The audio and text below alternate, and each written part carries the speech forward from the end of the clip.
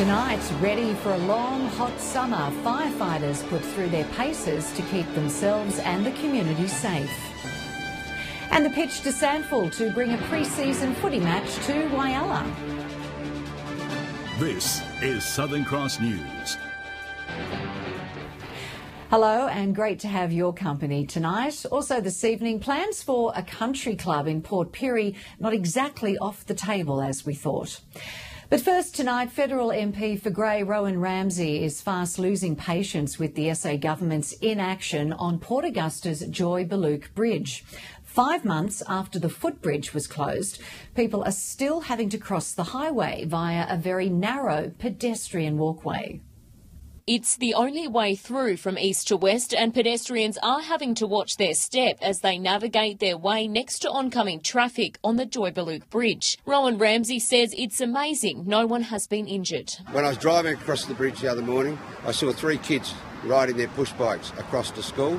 They were, of course, in single file, but all it takes is for a front wheel to clip a back wheel, and then we've got an unmitigated disaster. This is a high danger proposition, this bridge. His main concern is the lack of urgency by the state government to find a safer solution. Today marks the time that it's 5 months since the Federal Transport, Darren Chester, wrote to Stephen Mulligan, the State Transport Minister, and said, can you please urgently supply an engineering report on the Joy-Baluke Bridge with a view to putting a safe walkway on the bridge, installing a walkway on the bridge. After the footbridge was closed in April, the current plan is for a walkway to be built along the bridge, separating pedestrians from cars. Mr Ramsey says the federal government will fund 80% but needs the state government's commitment. It's not our bridge and they're not our engineers, and we can't commission the work on it. So we need the state government, we need the state minister, the state department to do their job, supply the engineering report, and let's have a look at it. We can sit down and say, all right, how are we going to fund this? That's fine. The Minister for Transport was not available to comment. Emilia Simpson, Southern Cross News.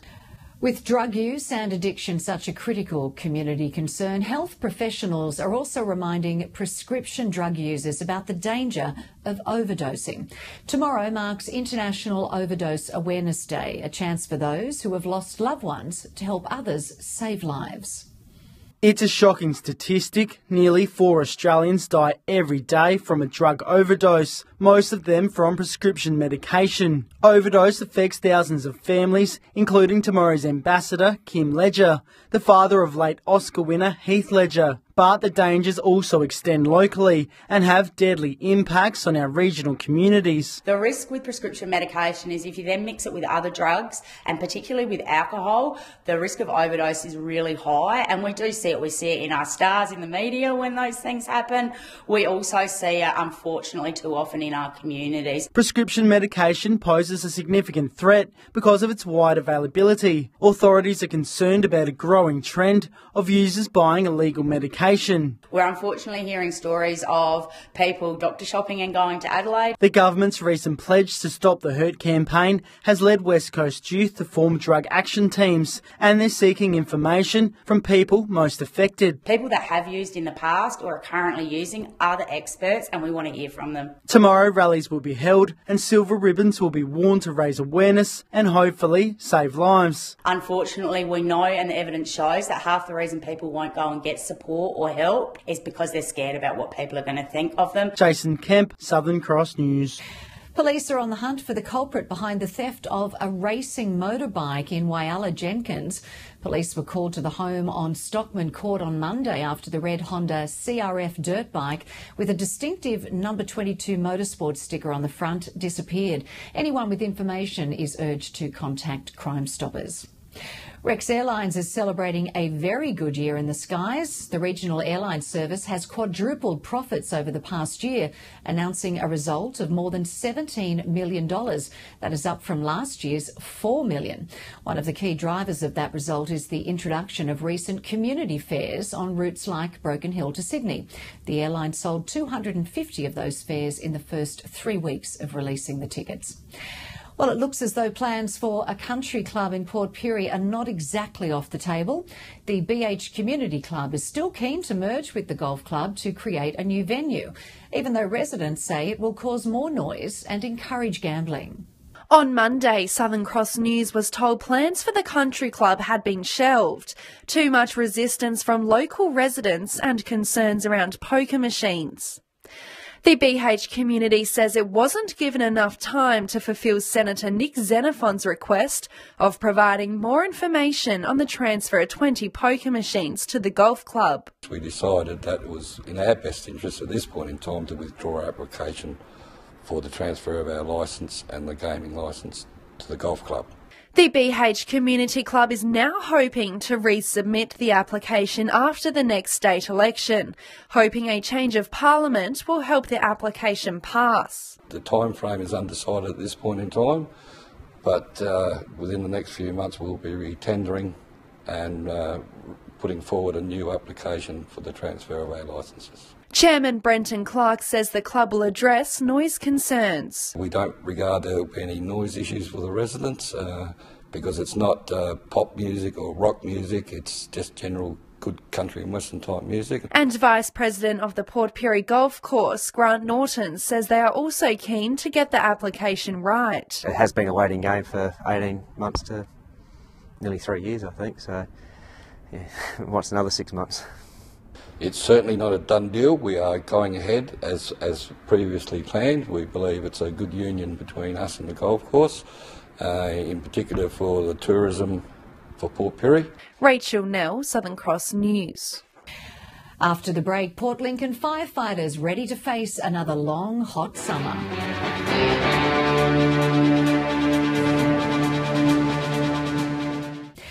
You are watching Southern Cross News. Small businesses in Whyalla are ready to play a big part in a new program funded by Council and the SA Government.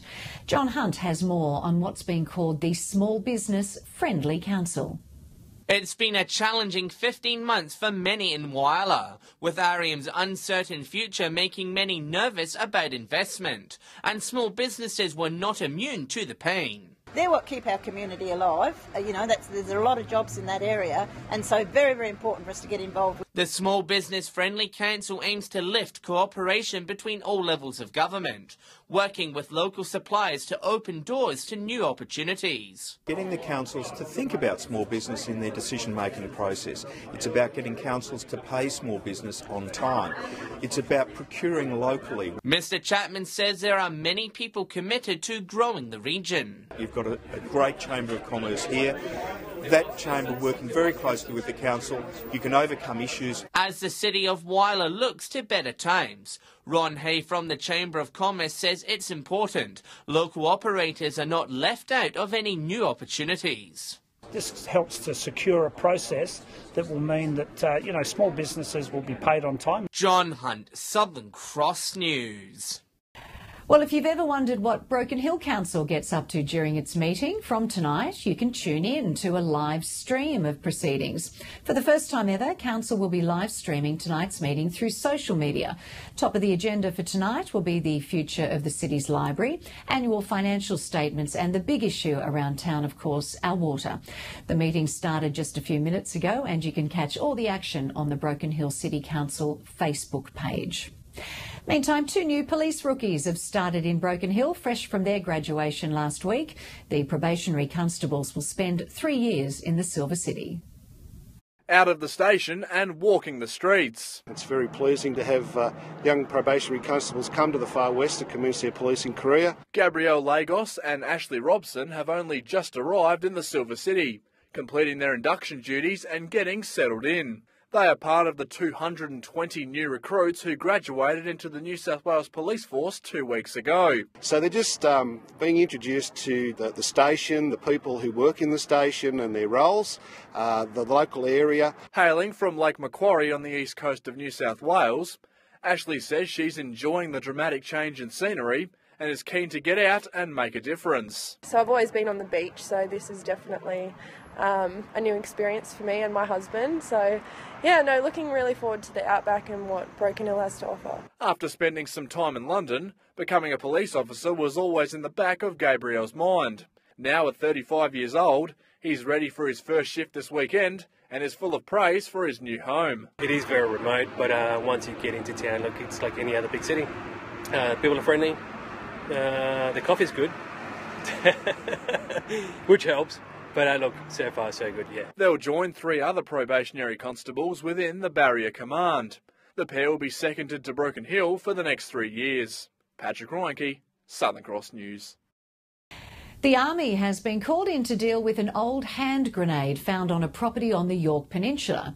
The occupant was cleaning out a shed at their residence in Point Pearce yesterday when they came across the undetonated relic. Officers managed to dispose of it safely a short time later.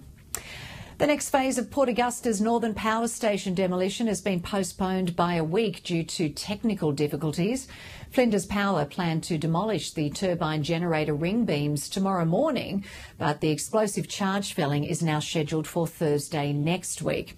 The company says this time there'll be no direct line of sight to the explosions or dust, as they will take place inside the turbine hall building. Keen onlookers will have to wait until the northern boilers come down in over a month's time. Well, as we face another high-risk summer, Port Lincoln firefighters have completed their practical training with MFS, all ready for any emergency. The fireys put through a challenging series of tests to achieve their accreditation.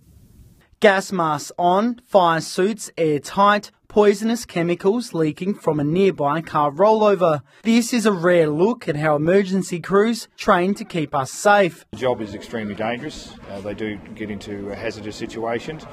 We try and train to alleviate any issues that might arise during those situations. Members of the Port Lincoln Fire Service underwent rigorous testing during a practical simulation. Their response closely monitored by fire chiefs, grading their every move. It makes the crews rather nervous because we get to see them just show the knowledge and the skills that they do have. Port Lincoln MFS responds to 320 call-outs per year. Remarkable when every firefighter is part-time, forced to leave their day jobs at the drop of a hat. Their training is also crucial to ensuring their own safety. We care that we can return our firefighters home in the same condition, if not better, than they've attended the station. But it wasn't just the fire crews watching on. Family members came to offer their support and see them in action. It's really cool. I know that he's out there helping other people, and that's a good feeling. To see a good turnout like tonight, it's very heartwarming. Jason Kemp, Southern Cross News. Coming up on Southern Cross News, the pitch to footy heavyweights to bring big games to Whyalla.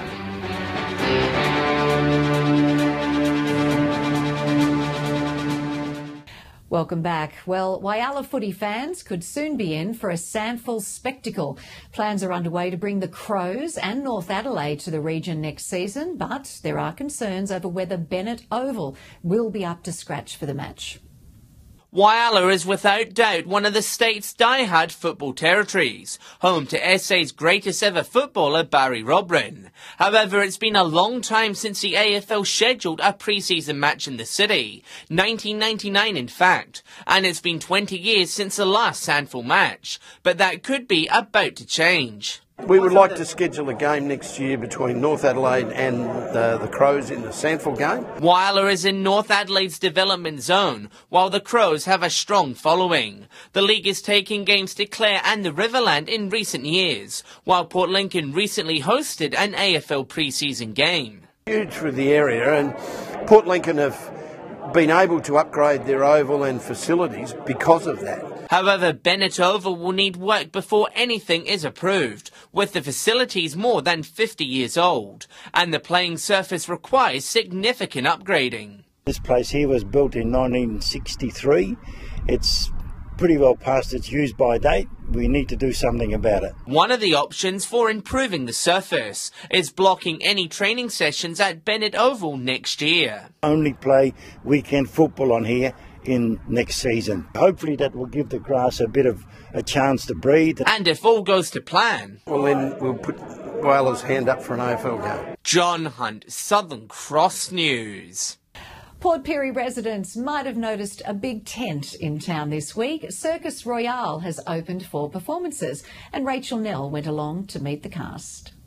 It's 4 years since Circus Royale came to Port Pirie, and this week there's a whole new show of oohs and ahs, 20 performers and a few hair-raising acts. We're heading towards Adelaide, so naturally Port Pirie's always one of our stops because it's always well received here. Be prepared for a thrilling and heart-stopping globe of death, including the only female rider in Australia, Geraldine Fernandez, who's working alongside her two brothers.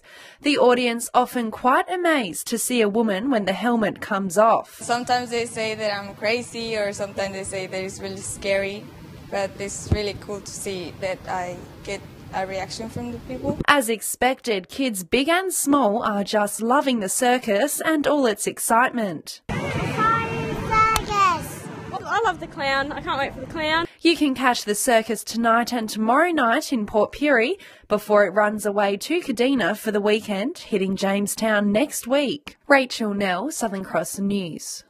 Okay, time to see what we are paying for petrol at the moment. A few centres definitely paying more than they were last week. Let's go to Pat Reinke for this week's Fuel Watch. Many towns have seen a spike in their petrol prices this week, but there have been a few who have bucked the trend.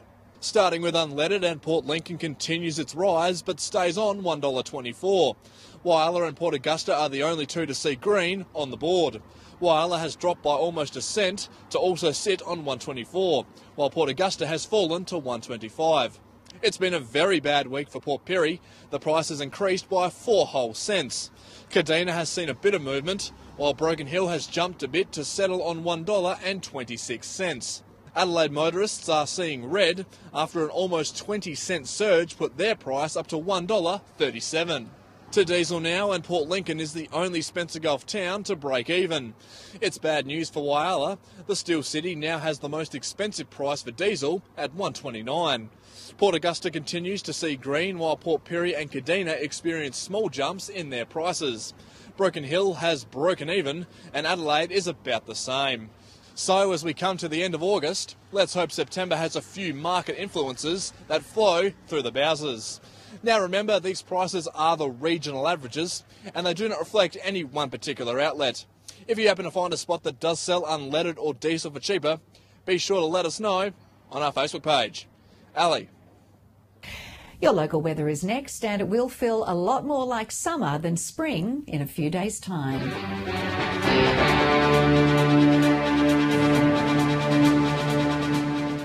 Well, lots of sunshine right across the region today, and be prepared for slightly warmer than expected temps for the first day of spring on Friday.